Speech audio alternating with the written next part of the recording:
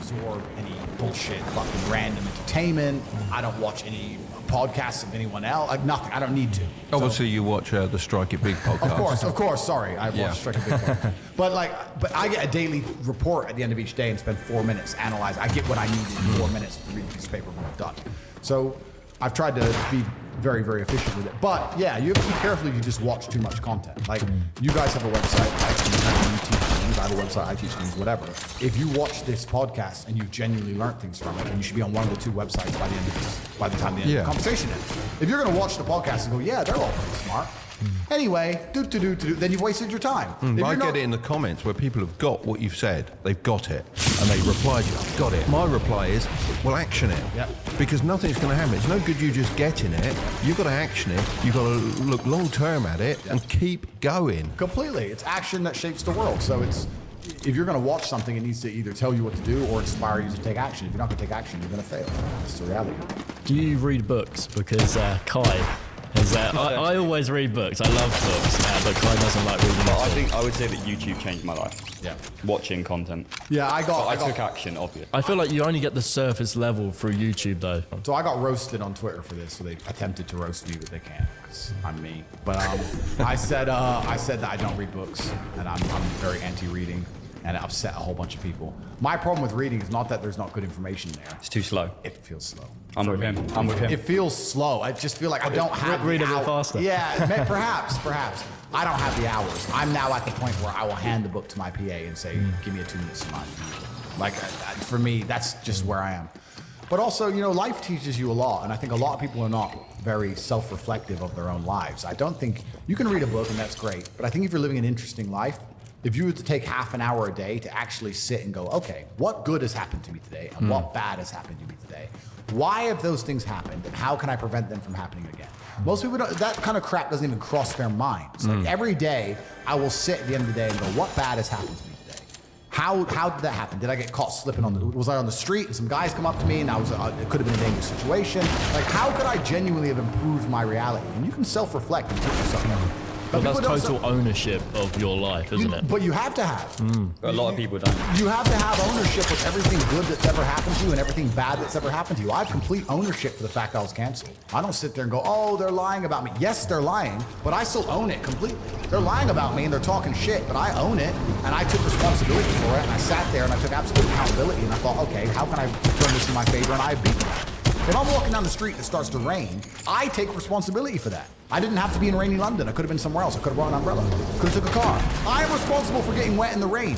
And there's people out here who just don't take any responsibility for their own actions, let alone the weather. If you take complete self-accountability and you self-reflect, you can learn a whole bunch about life. But could you not just say that it's raining, this is unfortunate? No, but that's what losers do.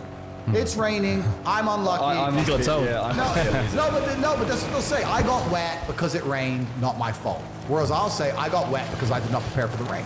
Didn't check the app. I didn't get an umbrella. Correct. Didn't wear the right clothing. Correct. You knew where you were. You were in England. It was going to rain. Correct. And I will punish myself for that, and I'll make sure it doesn't happen to me again. I will sit and actually consciously think about it. There's been times I've lost my car keys or something ridiculous and wasted 20 minutes of my life, and I'm furious, and I will make sure that never happens again. I'm conscious with systems about stupid shit, so I don't make mistakes ever. Do you know what? I get exactly the same thing. I beat myself up about things exactly as you're saying, and people tell me, you shouldn't be beating yourself up about it. It's just one of those things. But I do, and because I beat myself up about it, it don't happen again. That's it. If you don't sit and pay conscious attention to it and give it conscious effort, you're not going to learn. I think there's a difference between beating yourself up and then looking at it and thinking, how could I have done that differently? That's why I say that. I beat myself up because I think, why have I put myself in this situation when I shouldn't have done?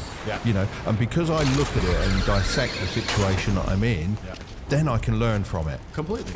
I bet you get caught in the rain again, mate. I bet you I won't. Yeah. Okay. But even if you do, right? There's still a sense of satisfaction knowing you were forward thinking enough to try your absolute best. Like I have people who are after me, right? If they catch me and I end up getting murdered, for example, heaven forbid, I feel I had a 7-man security team and an armored car and a premium. I did my best. Took the precautions. Yeah, but if I'm just walking around like a dummy and then they get me, then it's a different scenario, right? So it is what it is. You have to self-reflect, and I think that reading's great, but if you take some time to look, I get this all the time. People say, "Oh, my girl left me." Why? I don't know, she just left. What do you mean you don't fucking know? Think about it. Why did she leave you? Oh, because she wanted If you think long enough, you'll realize it's because of you. You were not important enough to make her not want to leave. You. You can sit and say what she did and what she wanted, blah, blah. It's because you couldn't keep her. Because I could have kept her, so you couldn't. So it's your fault, and you're not self-reflecting. And then you're going to go into your next relationship, and because you didn't self-reflect, and you haven't grown, you haven't done anything, guess what's going to happen? It's going to leave you. So someone else that isn't taking full responsibility for his actions is Sam Bankman-Fried, with the whole FTX situation. What are your thoughts on that and crypto? That was a good segue, wasn't it? Brilliant. That was smooth. Smooth, yeah. Smooth. Smooth, eh? What, has he been arrested? Hasn't he been arrested? He's now? been arrested, yeah, on multiple counts. Well, I was thinking he only donated $40 million to the Democrats and it looked like he was above the law. I was like, for $40 million to have absolute diplomatic impunity, I'll send my $40 million check right now. So, I think he donated to both parties, didn't he? Republic. It was Democrat. But he did one like dark, so they didn't know about it. Apparently. Perhaps. But I genuinely spoke to my lawyer and said, get in touch with some lobbying. $100 million if I get that lobby. But it looks like it didn't work, so I'll take that check back. So, yeah, he's in trouble now. It's bad for the whole industry as a whole. But I never liked him. I got weird vibes from that guy anyway. He was always a bit strange. He played too many video games. He was always on video games on his interviews. People thought it made him like cool. It's like you're running a $1 billion company and you have time for video games. I need something. And driving the cheap car and all that stuff. Wasn't it? It's all a bit weird, wasn't it? Solid. So yeah, there's something about him and it just triggered me. I wasn't sure on him in the first place, but I do think crypto is the future. There's pros and cons to that because they're talking about CBDCs and that kind of thing. But yeah, Sam took a lot of people's money and I think he deserves to go to jail. And we'll see what happens. We made a video recently about how FTX going to zero, a big player going to zero, could signal the bottom of the market, and the fact that, you know, regulation has to come in now. So would you rather invest before the regulation or afterwards? That's maybe the question we should be asking ourselves. Yeah, I think with a lot of investments, it also depends on the kind of time scale you're working on and if you need the money. So like, if I were to buy Bitcoin, what is it, 16,500? If I were to buy Bitcoin now, and I need that money after a year, then the price matters. But if I buy Bitcoin now, and I never need the money, then I just sell when it goes up. Right, so a lot of investments is about how badly you need the money. It's the same with a lot of things. So I don't really time the bottom of markets so much now. What I do is I put in money I'll never need. So I'll just say I'll buy Bitcoin at whatever and just go, well, I refuse to lose. And so I'll just wait it out. Like I'll wait 4 years, 8 years, 15 years. Oh look, I win. So, yeah. And let's be clear, you're not going to leave it on the exchange, are you? No, I'm not putting it on exchange. No. Get it in your nano ledger. That's right. You leave it on exchange, it's like leaving money in the bank. So, but yeah, I think with investment, but also the whole idea of investing, I have people come to me and they say, look, I want to invest, but I think you need to be quite rich to invest in a significant way anyway. If you're living a normal life with a very normal wage, investing your £500 is not going to change your life. So what is the very best way to make money then in 2023? That's a good question, because that's what you should be trying to do. You should be trying to make money, because if you're... And maximise it. Yeah, because if you're a normal person with a normal wage and a normal income, and you're focusing on investments, you're making a big mistake, because there's no way you can invest £500 that's going to grow into... Maybe you could pull off a lottery win shitcoin pump or something, but in general, with anything normal, outside of this clown world garbage, which has vanished because the real world's back, because the last 2 years have been clown world. Now the real world's back and it's hard to make money again. There's nothing you can put £500 in without doing any work, and it's just going to blow up and make you money, right? So if you don't have significant money to invest, you shouldn't be focusing on investment. You should be focusing on how to make more money. And there's lots of ways to do that. So when you say don't focus on investments, do you mean like have it in the background still and focus your main energy on making money, or not do it at all? Let's say you're a normal person, you're working a normal job, you're making $4 grand a month, and you pay all your bills, and then in your spare time, you're worried about how to spend that, how to invest that grand a month. Right. I think that's a waste of time. You should be far more worried about spending your time trying to make more money. Yeah, because 100%. a grand a month, it's just not enough money. So you could invest that grand in yourself. Absolutely. Invest in knowledge or something like that. But investing in a coin, like I said, unless it's a lottery win. And before I go on to answer the question, I do want to make something clear. I think the last 2 years have been a fantastic period of wealth creation. The money printers were on hold, and it was full clown world, and it was bullshit. And a lot of people made money during the clown world and spent it all, and they now think they're going to continue to make money in clown Yeah, world that's ways. not happening. No, the real world is back. The brokies and the wages, you're all going back to McDonald's. If you bought Pooh Dick coin and made 200 grand, and you think you're going to be able to continue to do that for the rest of your life, you're a dumbass. That was a once in a lifetime generational gap where you could pull something off, and now it's back to the hard times. Even all the big tech companies, and the tech companies make money from the sky for free with pixels. They're cutting staff. But if they're cutting staff, then it's really hard. It's going to get very difficult to make money now. So a lot of the dumb shit is over. In terms of how to make money in the world today, it's hard. I think that the world is changing into an economy which is to a degree based on attention. I think you need to find a way to get attention to you and who you are, your product or your service, and find a way to monetize it. So the easiest way to do that is to have some knowledge. Even the podcast you guys run is an extremely efficient podcast. If you compare it to some of the other YouTube channels, like the big ones, like these crazy stunts. Yeah. For you to get views, you talk. Yeah. Yeah. For them to get views, they have to build a set, and Yeah. build it. It's not efficient, right? You need to find an efficient way to get attention, and then you have to prove yourself credible in your field and attract customers. And I think the best way to do that is online, and it doesn't matter what it is. And I think if you do those things, and you work very hard, and you try your best, and you're never lazy, you get some money. That's what I believe. It's quite an amazing world, isn't it, with digital products? Because it wasn't that long ago. If you said to me, everyone in the country is going to give you a penny, but you've got to go and get it, you couldn't actually afford to go and get every penny from everyone in the country. You would lose money doing it. Nowadays, you can do it, can't you? That's an amazing way to live it. And it's absolutely true, yeah. And one of the benefits of globalism and all the things we were talking about earlier on in the podcast is now we're in a globalized world, and a lot of the products and services and things you can offer can be offered to absolutely everybody. So inside of my, don't want to do a plug, but I will, but inside of our university, we teach a bunch of things. We have 18-1 work creation methods, but they're all based on online. I think online, it's not groundbreaking to say that it's here to stay and it's the future. And I think that whatever business you're in, you need an online presence to it. And we have to find a way to attract customers. The best way to do that is to come across as an entrepreneur and yourself. If your business isn't an online business, do you think that you have... Tell me a business is not an online business. That is a hard one, but if it isn't purely an online business and you don't have location freedom, do you think you are actually free? Because E-Man talks a lot about footballers. They're earning a high income, but they're not actually free because they have to be somewhere at certain times and they're told what to do. Yeah, and very few people are actually free. And I'm saying very few, because everybody to a degree is owned by somebody. All the entertainers, all the footballers. And even, yeah, if you're a CEO, technically you're free, but if you're too free, your business fails. So everyone's to a degree is owned. But you've just said something that intrigued me. Let's try and think of a business that's not online. What's not an online business? Laying bricks. Laying bricks, building. Cutting hair. Oh, cutting hair. Yes, cutting hair is not online. Not that you go to the hairdresser that often these days. In fact, I go twice a week to have my hair shaved. Yeah, because I could. My brother has a full head of hair. I could have a full head of hair. I like having my head shaved. So anyway, yes. So let's say you're a hairdresser, right? Yeah. You're a hairdresser and you cut. Can I just hold you a second? Do you want to change the SD card on main camera? Change. I'll get another call. Right, back in the room. We are back. Yep. Cutting hair, right? Yeah. So, online businesses. Cutting hair. Yes, cutting hair. You're right. That was great. Hang on, let's go. That was so you bad. can just take it off and then I'll cut it in.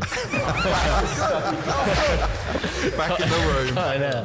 So, TikTok. yeah, cutting hair. So then you have to define what an online business is, because if you start attracting attention online, that could, I guess you could say it's an online business. But let's try and think about something that's purely online.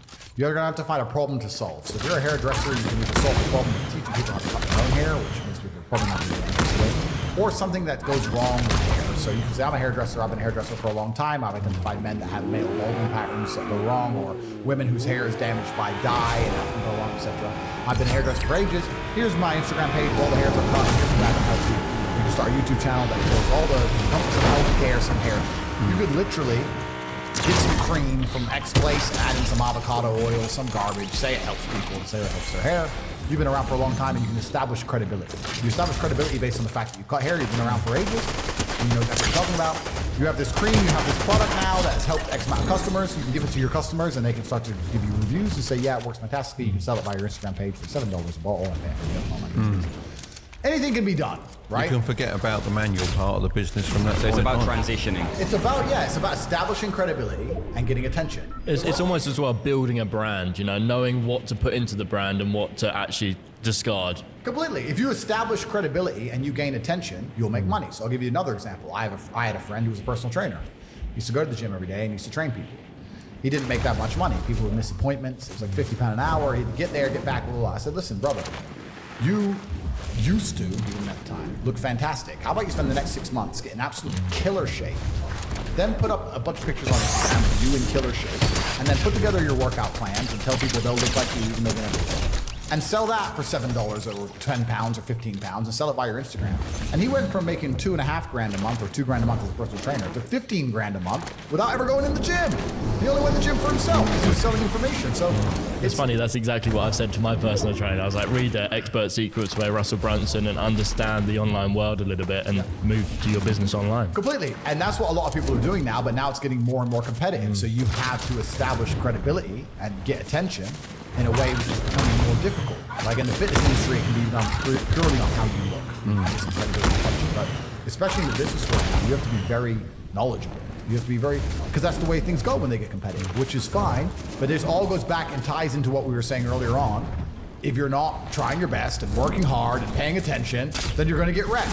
Another thing I will say to people at home, and I've said this before, every single time I ever spend money, I pay attention to why I spent money. And that gives you a lot of information and a lot of knowledge when it comes to sales and marketing. If I go and I buy some clothes, I am conscious about why did I choose this store instead of that store or that store? What were they doing better? Correct. Is it the branding? Do I Yeah. know them? Am I familiar with them? Is it because there was no line? Is it because they had a brighter sign? What was it? Oh, there's a line there. There's no line here. So in my physical businesses, which I have in Romania, I have this thing with the stats that there can never be a line. Faster.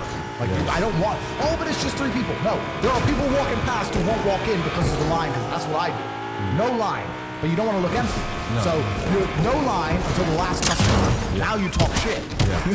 So there's one person. Yes. Like you have to manage these things. Most Yeah. people don't micromanage this stuff. And I that's think ridiculous. it's almost an illness that you seem to have that I have, because I can wander around a shop and I'll say to my wife, I'll say, look at that, that's beautiful. She says, what are you looking at? I said, well, the way they've displayed that, that is, I'm taking that, Yep. I'm using that. Completely. And I'll be online and I'll go, look at the way they've done that. Yep. Right, I can morph that into my business. But it is a little illness. But I think you have to have a business to be like that. If you've Do you got something think? to I apply. don't think so. Because you can look at other people, what they're wearing, what they're doing. That's why they're standing out. Right, I've got to get that. How do I get that? You either have to have a business or a role model, Yeah. because I remember walking around with Dad and he was like that, and then I took that on. But even though before I I didn't have a started business at business, that I stage. didn't care about any of that stuff. I'd just be working for a wage, not caring about nothing. But then you discovered Mark Tilbury on YouTube. As soon as I started a business, every advertisement, everything, I just looked at why are they doing it like that? You just How do they do analyse it. Exactly. It's a free lesson. You don't have to reinvent the wheel. No. You have to pay attention to seeing people who are doing things and if they work and how they work and you're completely and utterly correct. And you should do that all the time. Every time you spend money, you should work out how they convinced you to spend money. I had a friend who used to run these radio-controlled cars at these model events, and he said, I can't make enough money. I said, of course you can. He said, no, I can't. I said, right, let me re-engineer your business doing this over a weekend. I said, so what's the setup? He said, it's 5 minutes for £1 or whatever it was. I said, right, we'll charge double that, and it's £2 a go. No one knows how long this go is, right? Let the queue build a little bit, but as it builds, they get less time.